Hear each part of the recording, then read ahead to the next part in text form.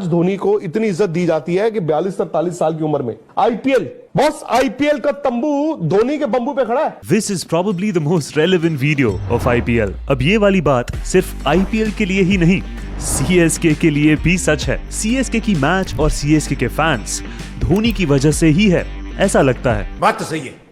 अब इसी की वजह से लास्ट ईयर आईपीएल में 2024 की सबसे ज्यादा वैल्यूड टीम CSK ही थी। तो पहले एपिसोड में हमने मुंबई इंडियंस के बारे में बात की थी और इस एपिसोड में हम बात करेंगे CSK की नेटवर्थ की और उनकी आईपीएल 2025 में अर्निंग्स के बारे में भी। तो बिना किसी रुकावट के चलिए शुरू करते हैं।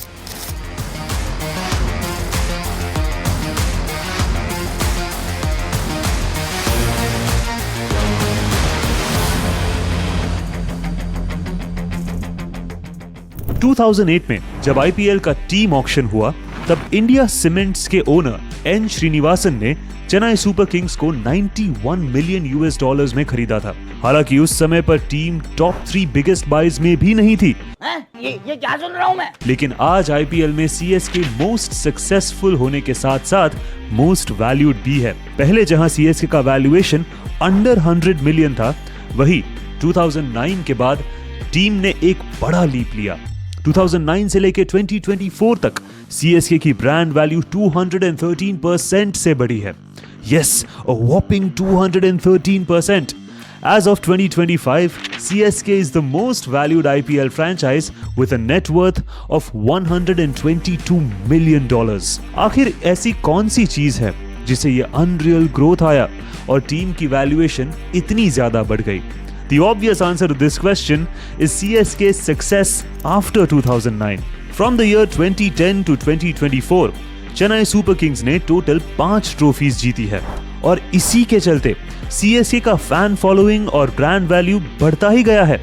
Recent times में तो ऐसा लगने लगा है कि CSK एक ही इंसान के साथ सिनोनिमस हो गई है, MS धोनी। लोग CSK की मैच सिर्फ MS धोनी को देखने के लिए ही जाते हैं, लेकिन इतने ज्यादा लोग स्टेडियम्स में मैच देखने जाते हैं कि CSK को टिकट रेवेन्यू, स्पॉन्सरशिप्स, व्यूअरशिप हर जगह से बस प्रॉफिट ही प्रॉफिट होता है। So let's break down the revenue structure of CSK for this IPL 2025 season. CSK अपने रेवेन्यू का मैक्सिमम परसेंटेज BCCI के मीडिया राइट से अर्न करती है। We all know CSK is undoubtedly the most popular franchise in IPL and you know why. Thala for a reason. And because of this reason, the estimated amount they will be earning would be 450 to 500 crores solely from broadcasting rights. IPL 2025 में CSK अपने 7 matches home ground Chepauk stadium Chennai पे खेलने वाली है। अब धोनी अगर चेपॉक में आएंगे तो फैंस भी तो उन्हें देखने जरूर आएंगे। अगर हम एक टिकट की एवरेज प्राइस 4,000 रुपए लें and assuming that the stadium would be nearly full with around 37,000 fans for all the 7 matches, then just the ticket sales would be approximately 15 to 20 crore rupees per match and around 100 to 120 crore rupees for their home matches. Now, CSK will get approximately 80% of the total ticket sales, which comes to around 80 to 90 crores just from the ticketing revenue. इस Dhoni fan base का advantage CSK को हर साल अपनी merchandise sales में भी दिखता है and according to an estimation, CSK would be earning up to 30 to 40 crores just from the merchandise sales. Next, हम बात करें sponsorships earnings की। तो ओवर द इयर्स कई बड़ी बड़ी ब्रांड्स ने CSK के साथ पार्टनरशिप की है और हर सीजन की तरह इस बार भी टॉप ब्रांड्स ने CSK के साथ अपना नाम जोड़ा है।